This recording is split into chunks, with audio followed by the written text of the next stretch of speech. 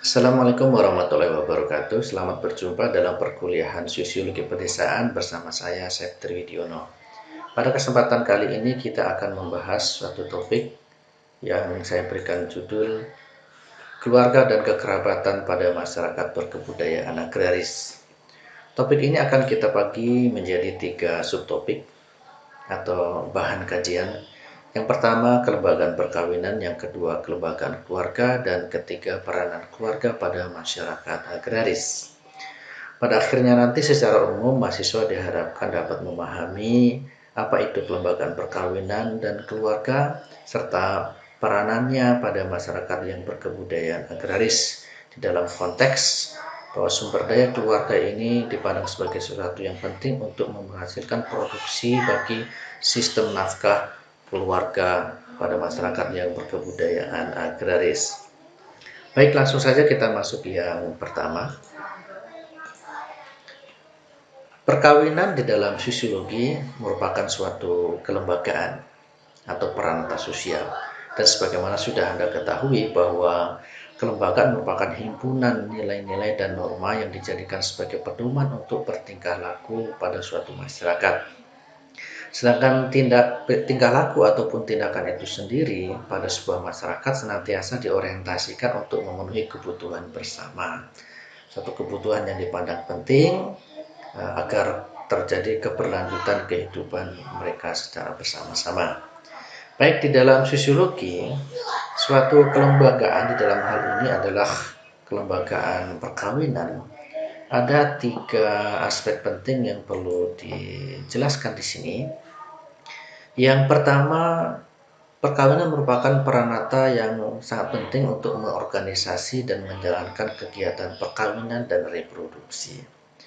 Nah, kita sudah mengetahui bahwa ketika laki-laki dan perempuan memasuki jenjang kehidupan dewasanya, maka muncul tuntutan atau dorongan kebutuhan dari dalam dirinya, yaitu untuk melangsungkan perkawinan. Tentu saja ini terjadi antara laki-laki dan perempuan, dan pada akhirnya nanti kemudian kehidupan perkawinan mereka berlanjut dengan reproduksi, baik reproduksi biologis maupun reproduksi sosial. Reproduksi biologis dipahami sebagai suatu proses untuk mendapatkan keturunan, sedangkan reproduksi sosial dipahami sebagai suatu proses penanaman nilai-nilai dan pewarisan nilai-nilai serta norma yang dianut oleh suatu keluarga. Baik nilai dan norma itu bersumber kepada ajaran agama tertentu maupun pada ajaran kebudayaan yang mereka anut, maupun nilai dan norma itu bersumber pada sesuatu yang lumrah atau sesuatu yang dianut oleh masyarakat di mana mereka tinggal. Kemudian yang kedua, peranata perkawinan ini mensahkan atau melegalisasi berlangsungnya hubungan seksual, tentu saja antara laki-laki dan perempuan yang telah terikat melalui ikatan perkawinan. Kemudian juga peranata perkawinan melegalisasi berlangsungnya prokreasi dan pengasuhan anak. Dan ini kita ketahui ekspresi kasih sayang atau prokreasi itu dapat diwujudkan secara sempurna di dalam keluarga yang terlebih dahulu melalui proses perkawinan, baik itu antara suami dan istri maupun antara orang tua mereka kepada anak-anaknya. Dan proses pengasuhan juga berlangsung umumnya di dalam kelembagaan atau melalui kelembagaan perkawinan ini. Yang ketiga, peranata perkawinan itu melegalisasi terjadinya pembagian kerja di dalam keluarga mereka. Dalam hal ini kita berbicara siapa melakukan apa. Suami umumnya pada masyarakat agraris itu berfungsi sebagai penanggung jawab nafkah, sedangkan istri itu berfungsi sebagai penanggung jawab dalam pengurusan keluarga, menyangkut urusan-urusan domestik, ya.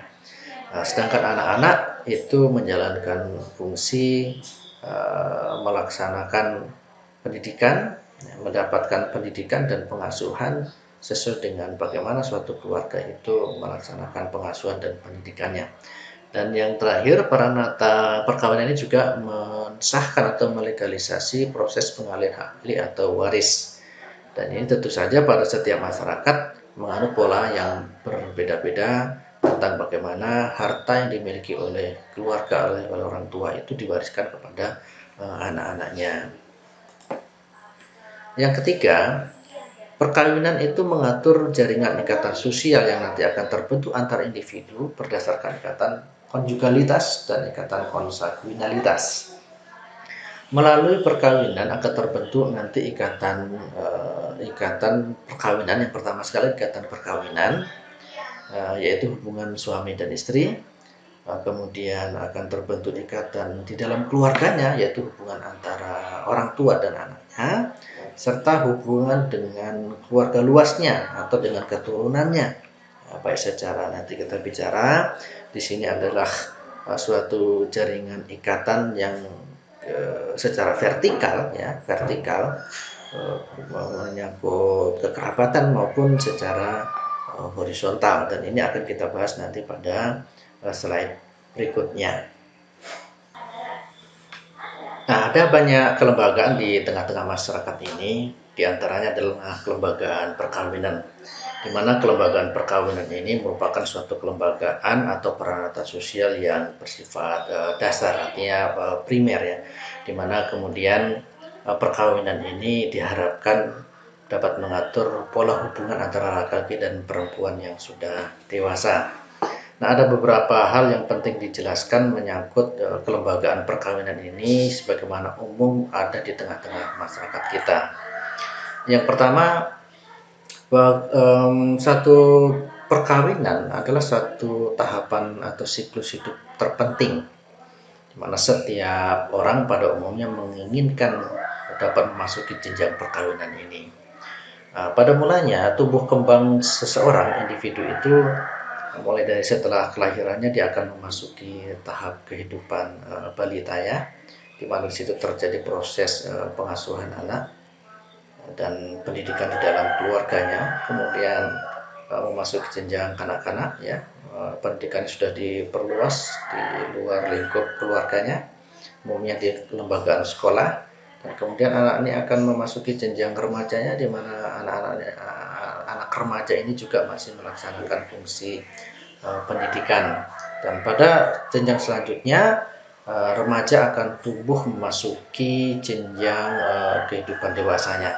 Nah, pada tahapan jenjang kehidupan dewasa inilah umumnya setiap orang menginginkan agar dapat memiliki pasangan hidupnya melalui ikatan perkawinan.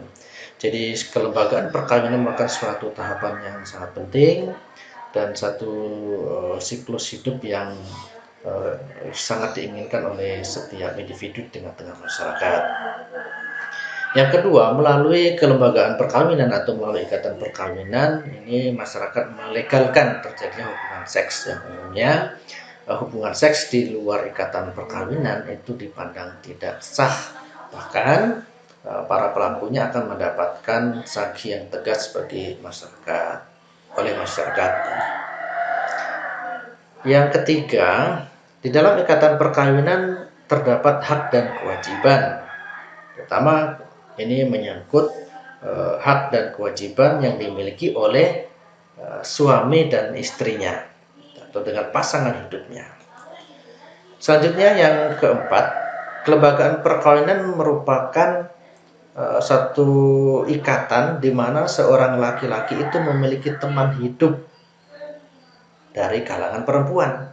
Begitu pula sebaliknya, seorang perempuan mendapatkan teman hidup laki-laki. Istilah teman hidup ini membedakan istilah pertemanan di dalam kehidupan pada umumnya.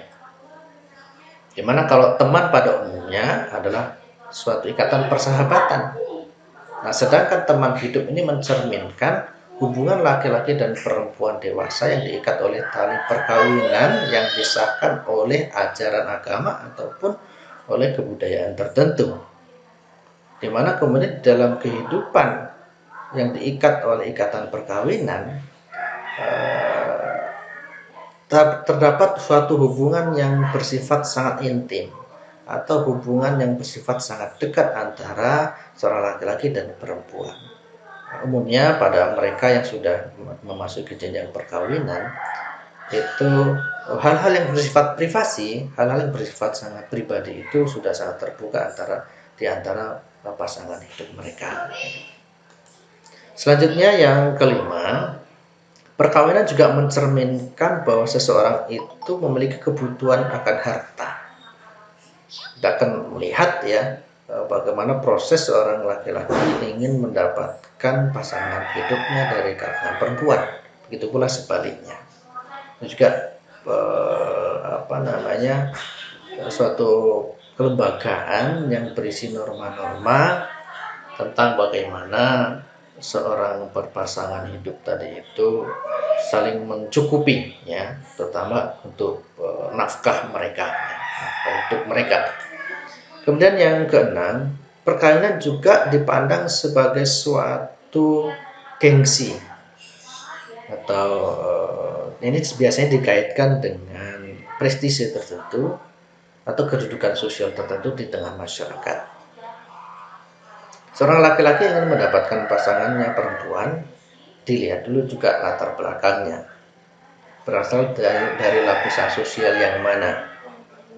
Nah, ini banyak contohnya ya, umumnya seseorang ingin mendapatkan pasangan hidup dari kelompok masyarakat yang minimal satu kelas atau satu lapisan dengan dirinya sendiri, dengan keluarganya, sehingga kemudian suatu perkawinan itu dinilai sangat bergengsi atau sangat berharga bukan saja bagi mereka yang melakukan ikatan perkawinan, tetapi juga bagi keluarga mereka masing-masing.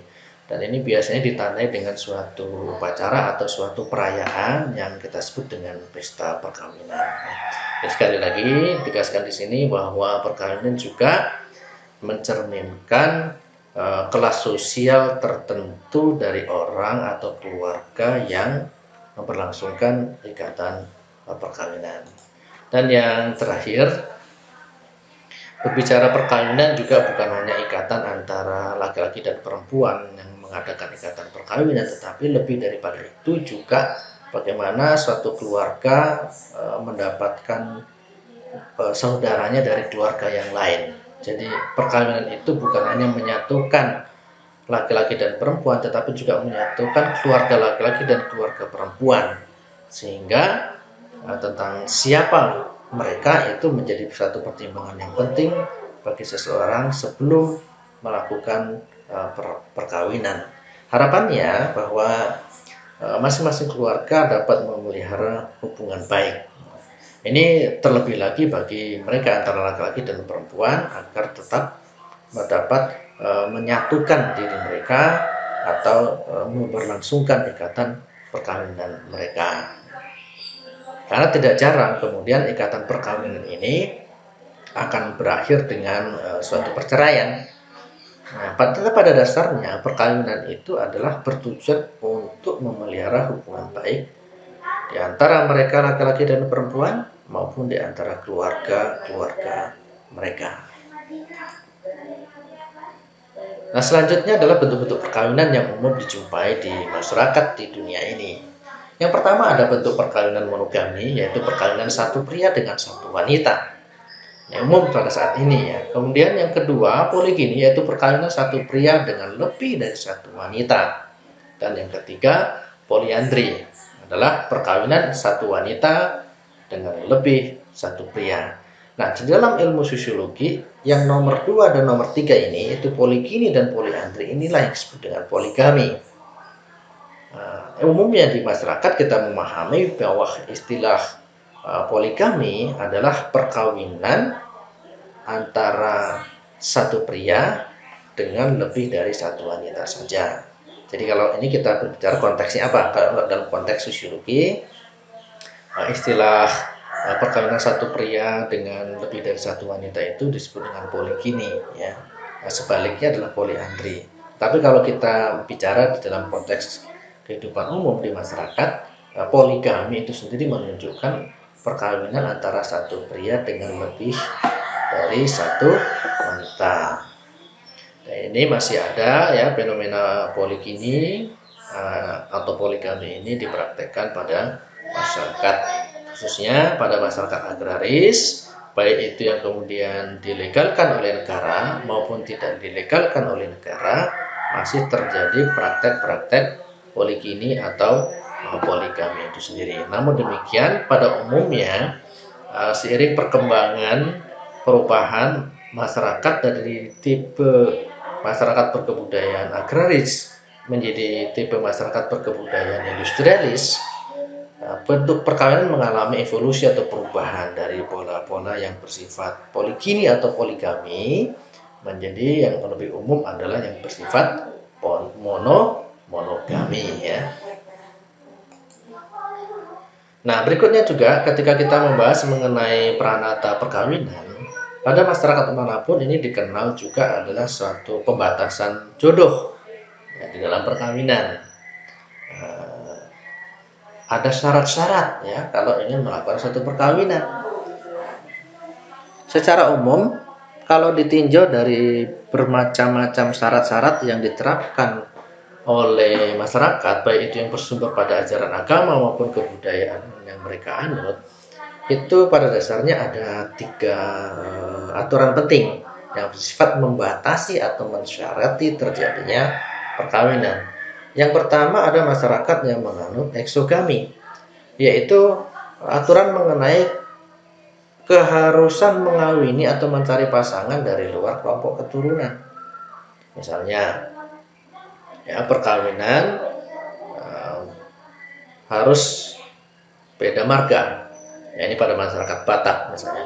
Ya, pada masyarakat Batak itu sangat eksogami, di mana seorang laki-laki harus mencari pasangan hidupnya dari perempuan yang berbeda marga.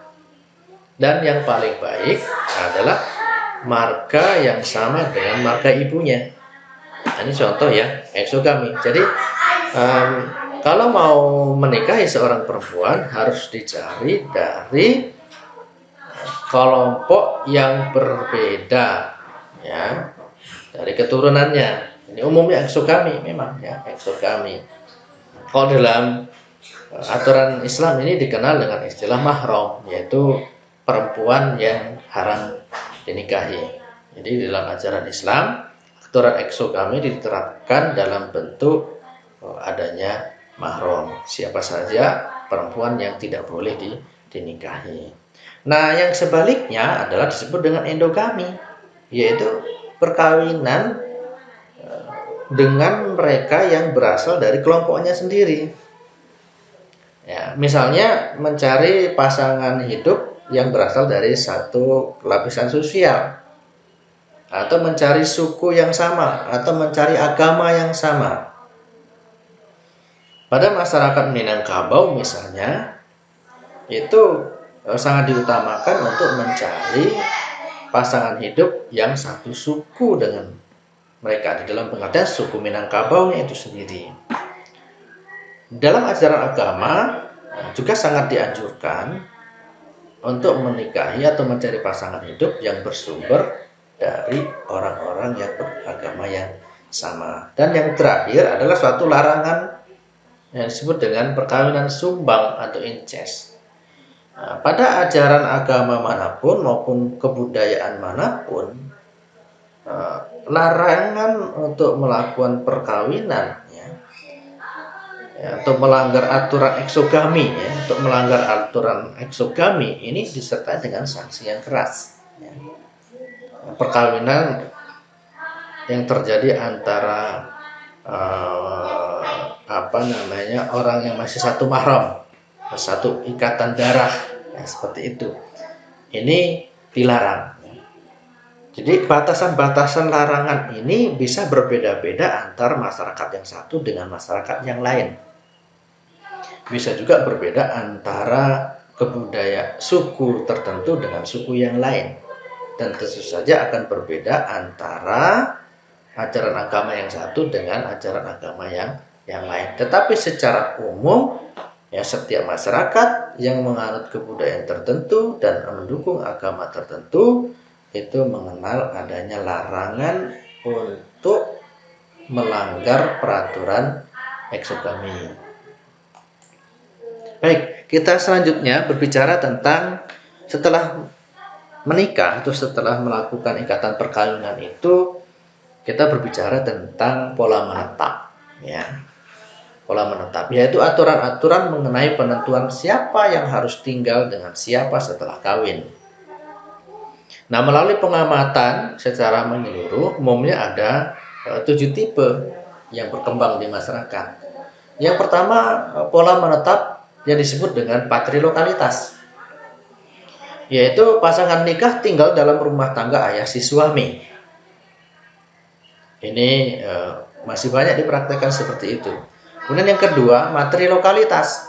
Ini kebalikannya dari patrilokalitas, yaitu pasangan nikah, suami dan istri tinggal di dalam rumah tangga ibu si istri.